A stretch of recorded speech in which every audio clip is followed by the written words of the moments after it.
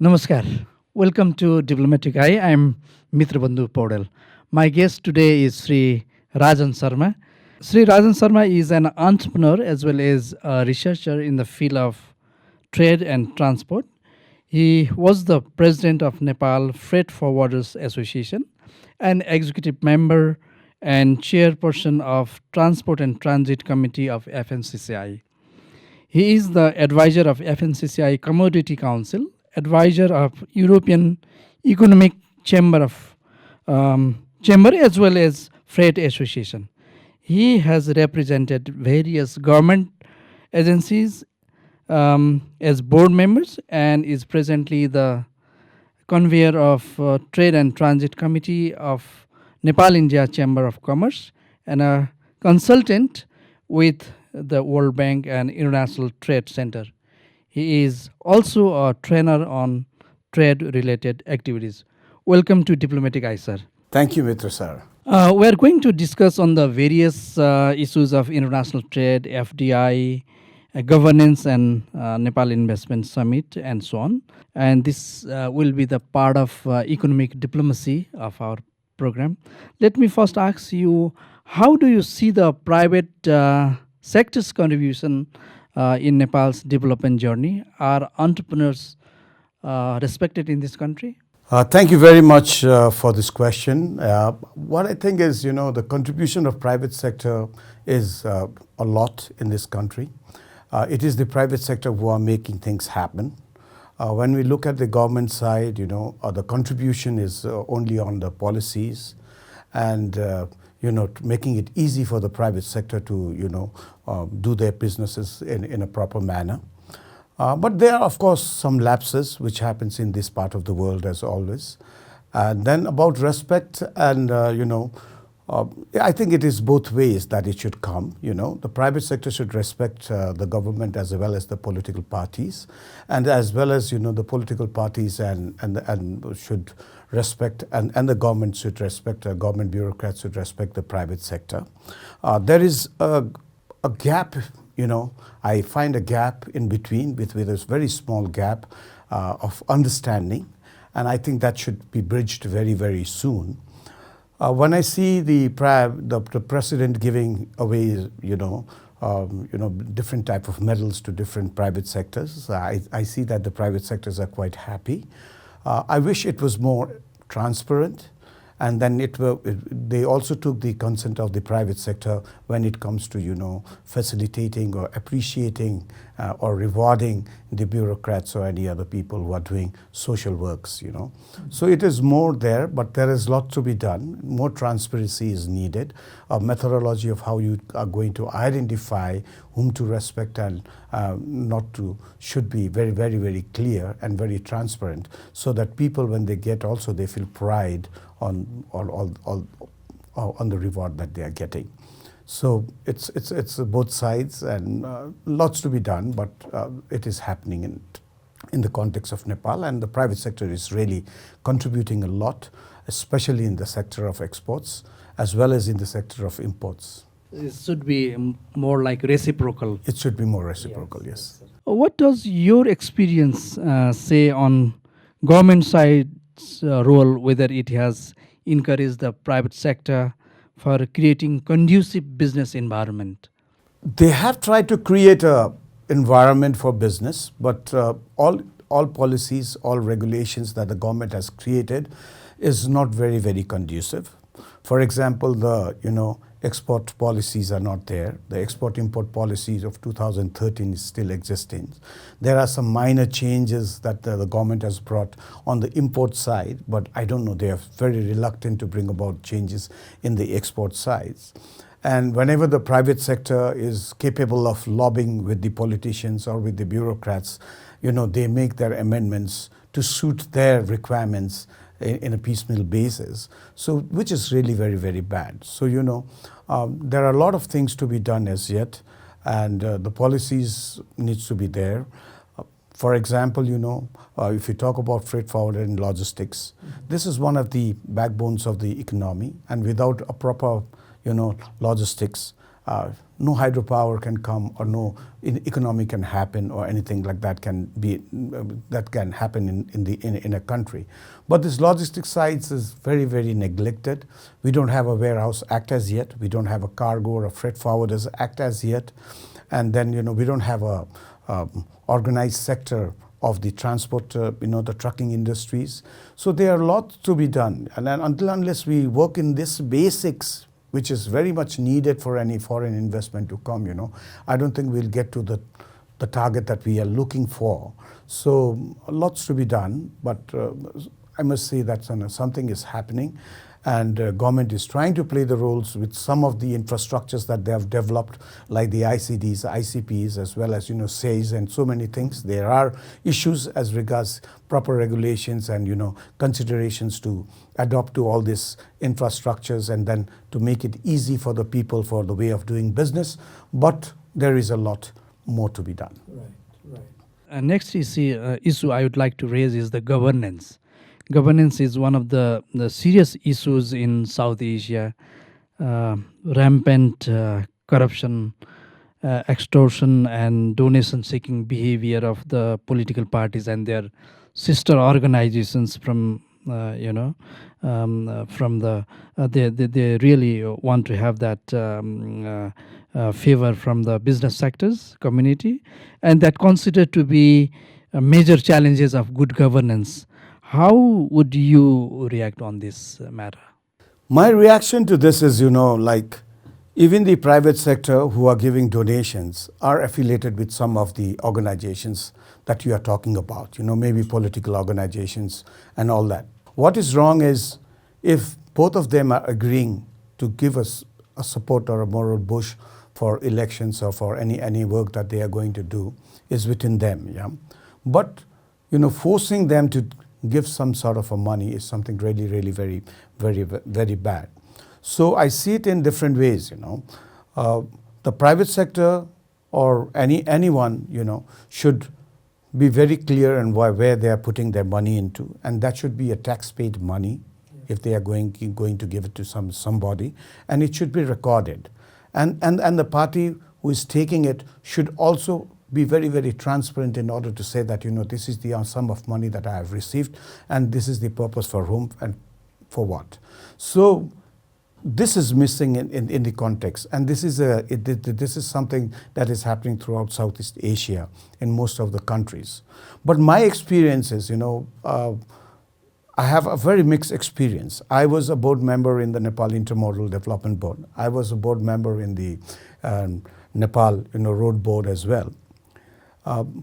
I was involved as a key player or a chair of the committee where I was supposed to take new executive directors for both of these institutions. You'll be surprised that nobody came to me to ask for, saying that, you should favor this person, or no person came in front. And then everybody used to tell me that, there will be people coming to bribe you, there will be this person coming and all that. So whenever people ask me saying that, the government seeks money for, going into any post or anything like that, it never happened with me. So I think, it depends upon the type of organization also, whether it is lucrative, where there is money-making organization where others can make, and probably the organization where I was affiliated was not so much lucrative, and it didn't happen.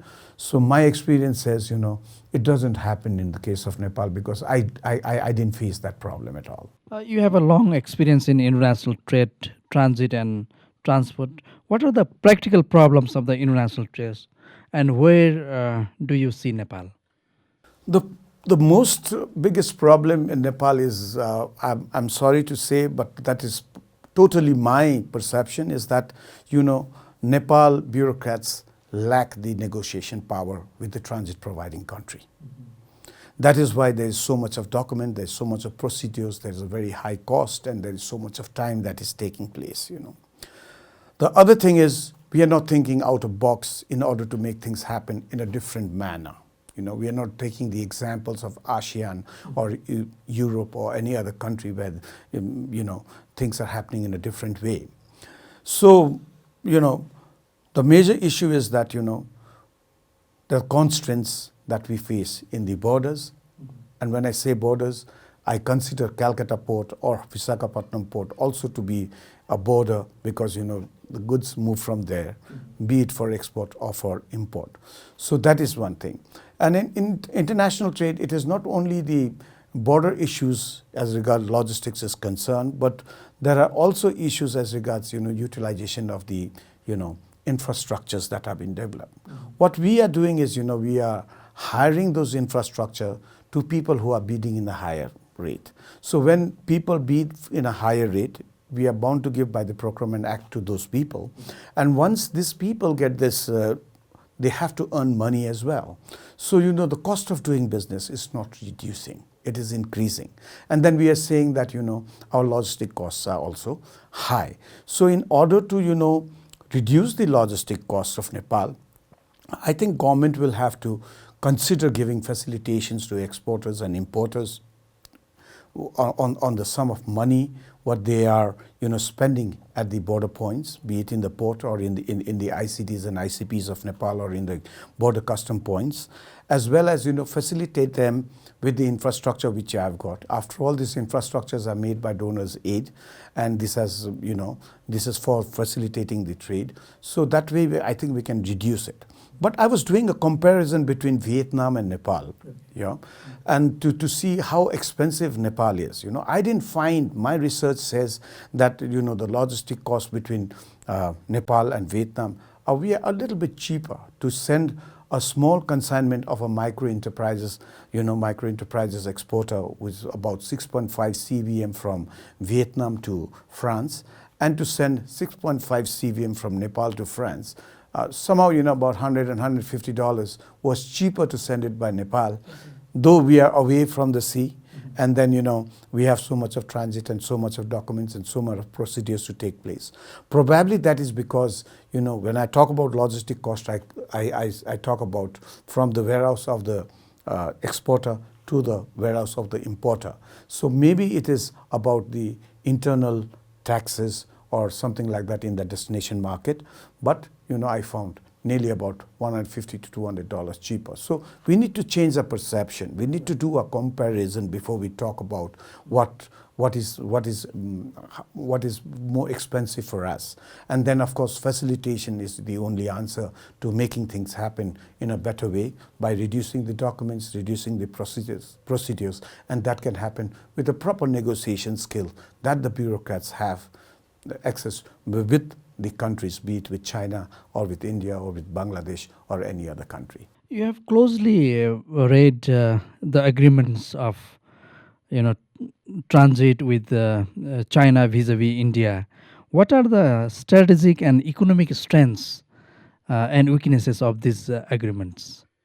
See, when you talk about China, I strongly feel that, we did a dealing with China, transit treaty with China, without analyzing the logistic costs. What we should do is first analyze what is good, what is bad, whether it is expensive or not. One thing good about the agreement with China is that, there is always an additional, alternative or an additional port where we can utilize when things happen. Because we have experienced, bad things during the earthquake or during the economic blockade by India and other things. That time, the priority is to bring goods for the citizens and to save them. So that time the cost, time and procedures and other things don't matter. So even if something happens there, diplomatically arrangements can happen. Though I always say that, the culture and other things are so different within China and with India, Nepal's culture and China. And the China's national character of doing business is totally different to that of the business that the Nepalese do via the port of Indian ports and other things. So strategically, I think I answered your question saying that, it is good, yeah. But I wish, there were more research done, more transparency in this, and then it happens more so that, the citizens can benefit with this. Ultimately, we need to benefit. The other issue I have with this agreements is that, whatever type of agreements and the terms and conditions we kept with India, we try to keep the same things with China. We limited our ports, which China was giving us all the ports. We were bringing goods from all the ports. After all, the goods were moving from all other ports of China for internal goods to Sigatse and then to Tatopani or to Raswa. Yeah, and for exports of third country coming via China, we limited to a few ports only. We could have opened a Guangzhou port, which is much more easier, which is much more better and much more cost competitive in my experience. Yeah, we have Tianjin port there. So all this should have been taken place, and then we could have done a different type of negotiations with them also, without fixing the routes and other things and an experimental type of ways, so that we could say that China agreed on this and we could make this happen with the Indian side also. Yeah, but what we are doing is, the Indian government is very tactful in protecting its own private sector, and they are cautious about it, and they are demanding that if anything happens, they make sure that the private sector or the different actors in the logistics chain which are involved within India is well protected. But whereas in Nepal side, our capabilities to negotiate for the private sector by the government in order to protect the private sector, the freight forwarders, the logistics service providers, the transporters, the custom brokers, and different other actors in the supply chain is missing. Now, let's come to the recently concluded Nepal Investment Summit. How do you take the recently concluded this summit, Nepal Investment Summit? See, investment summits are always welcomed.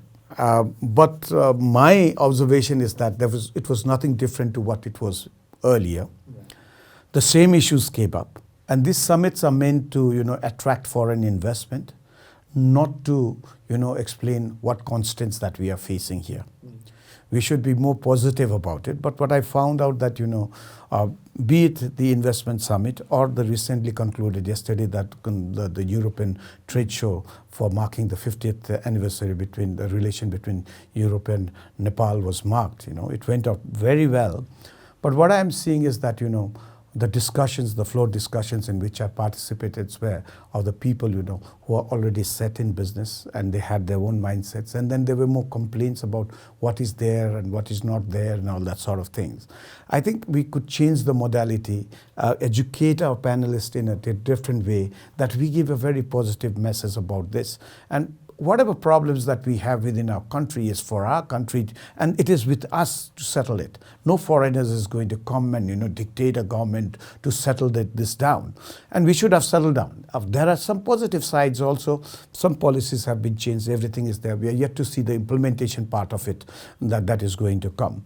But let's not be negative to it. Even if the same subjects come up again and again, it came up for the second time. Maybe third time will be much more better. We need to continue.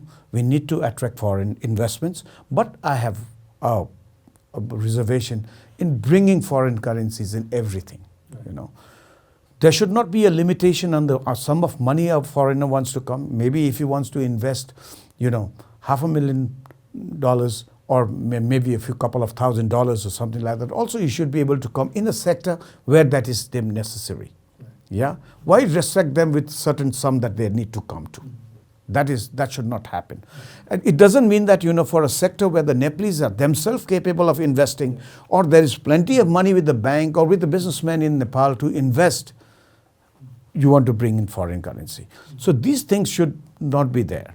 The other biggest thing is that what we lacked is that how to handle the disputes and how to handle the threats of foreign currency, that is foreign investment that is coming into Nepal. So I think we need to work a little bit more in this, so that there is a feel-good factor with the investor saying that this is protected, these laws are there, I'll be able to repatriate my money in a easy manner. There will not be big issues, and if there is any dispute, there is a mechanism to solve these disputes within the country itself. We don't have to go outside. And this type of things that the investor looks into welcoming into a country like Nepal. And then, of course, the logistic issues, that needs to be changed, because this is one thing. I wrote an article just before the investment summit, trying to explain the different type of issues that an exporter or importer who wants to invest in Nepal might have to face with some cost-cutting issues. It was published, and I think that was also quite helpful. Many people informed me saying that it was really very helpful and other things. So I think there are lots to be done, but we need to do our homework ourselves before the next summit now, next year, and then bring it in a different way so that we can attract more foreign investment.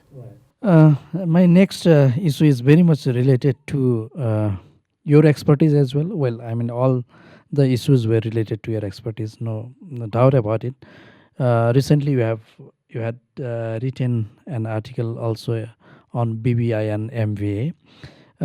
Bangladesh, Bhutan, India, and Nepal Motor Vehicle Agreement, which is in short form called as BBI and MVA. It can be taken as a noble initiative on cross-border infrastructure.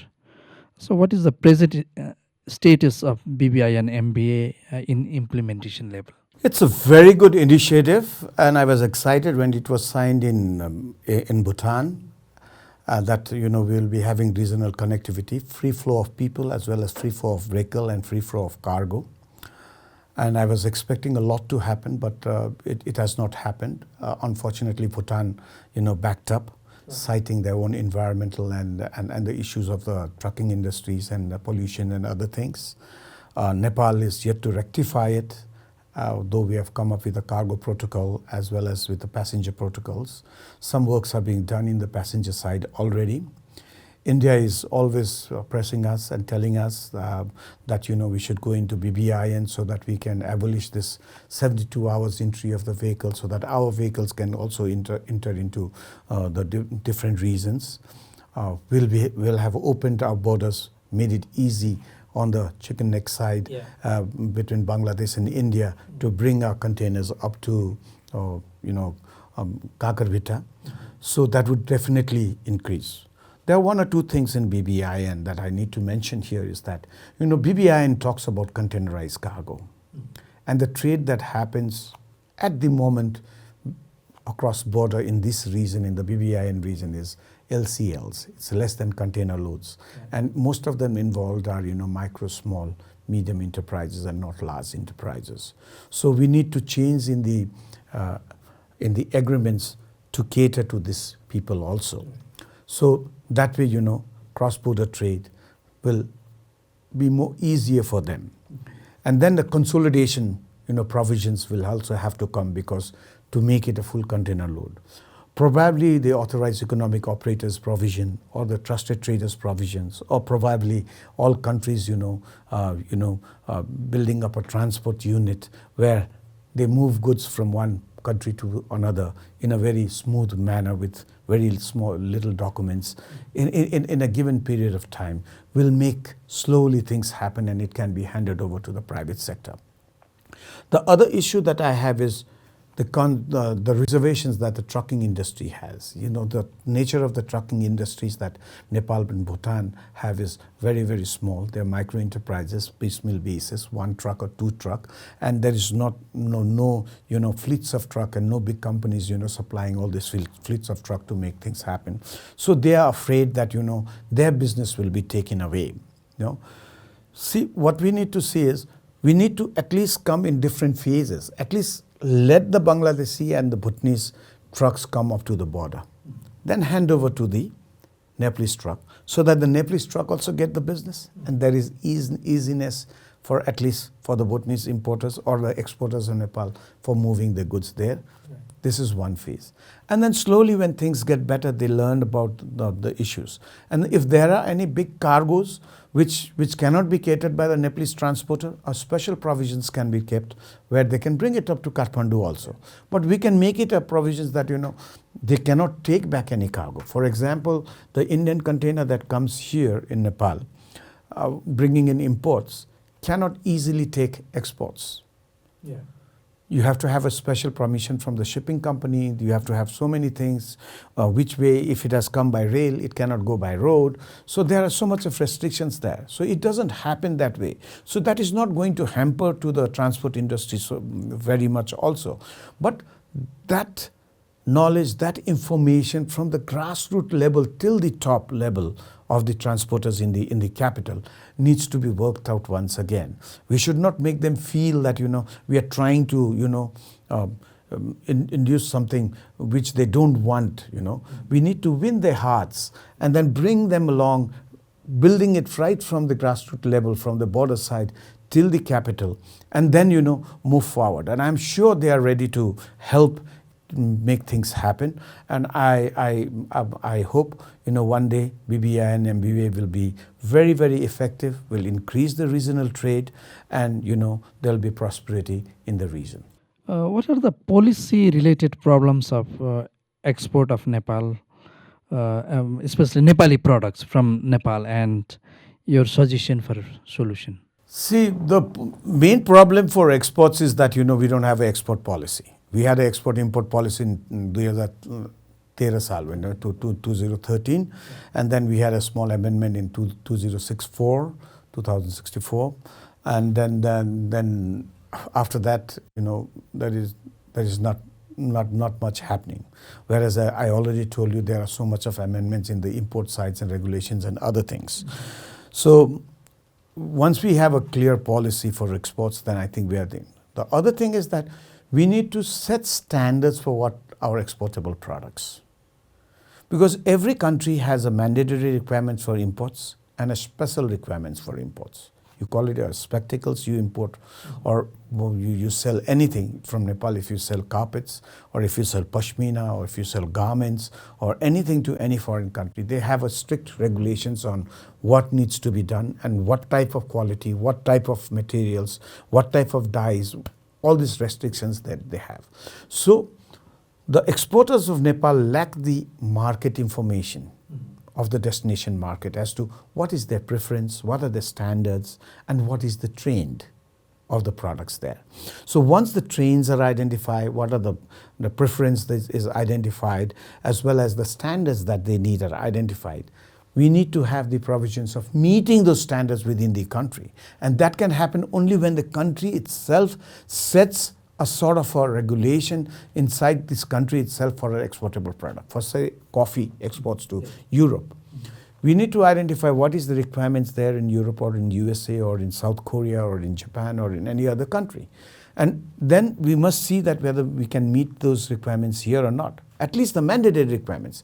There could be more special requirements of different type of certifications that the buyer wants to, brand its product and then sell in its domestic country. So this is what is lacking here.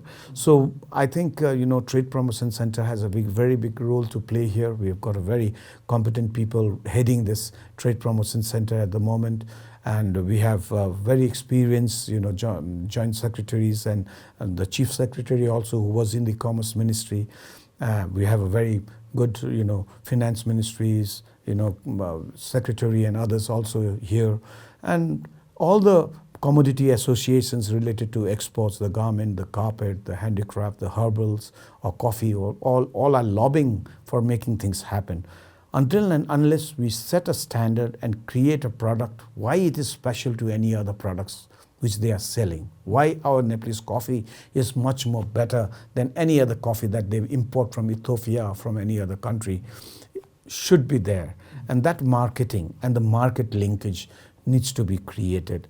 And I think that's where the government can play a very big role, and private sector can also, contribute to it, and then, we can increase our exports of Nepal. What is your understanding on the role of FDI in development of Nepal?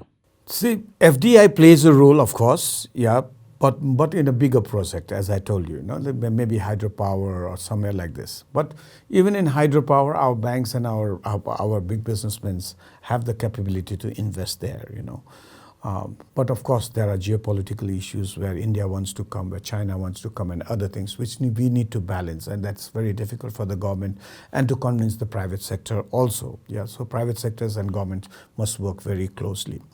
FDI is needed, but we don't need FDI in each and every sector. Small sectors where very little money is needed, but where technology is needed is there. The role of FDI, everybody says, bringing foreign investment and things like that is not only one.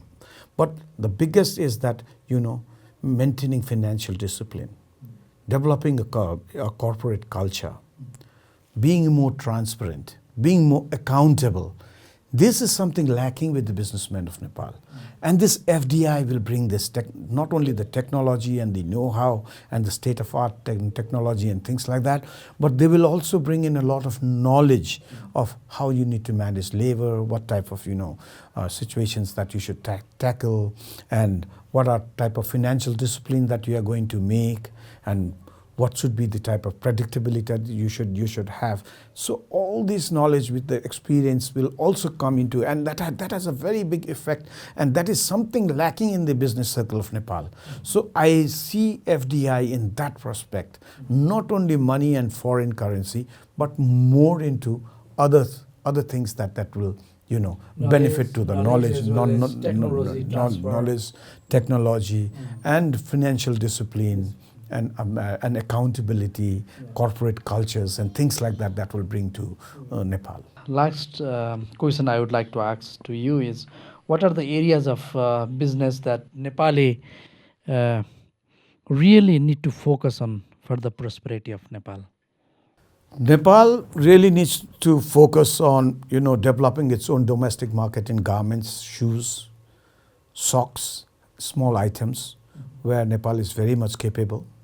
Even after bringing the products from India, the fabrics from India or from other countries, when Nepal is producing it within Nepal, it is much more cheaper than the products that you are bringing from China and from other places. So why not be more Nepali? Use Nepali shoes, Nepali socks, Nepali garments. The other thing is, we need to increase the fabrics that we produce, natural fabrics that we produce in Nepal.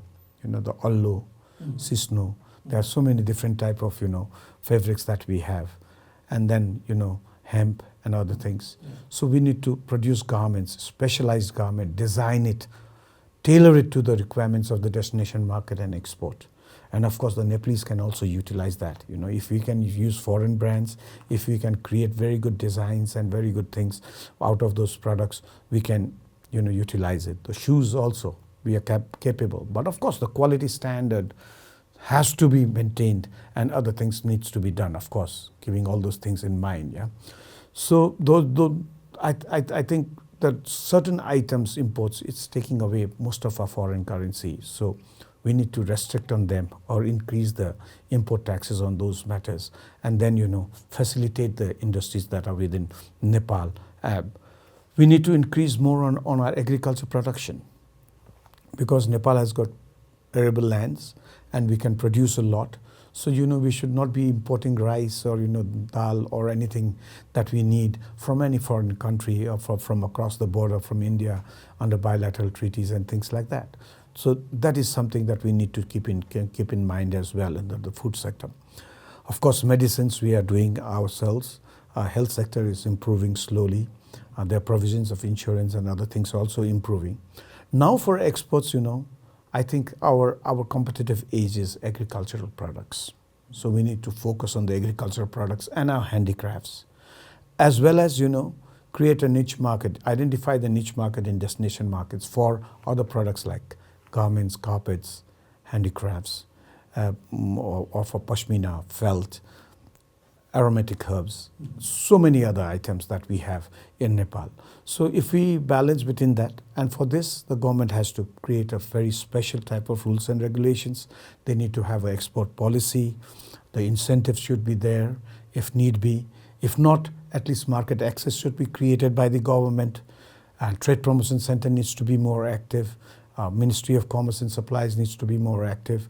And this monitoring mechanism needs to be more developed so that evaluation and quality compliance are met to meet the needs of the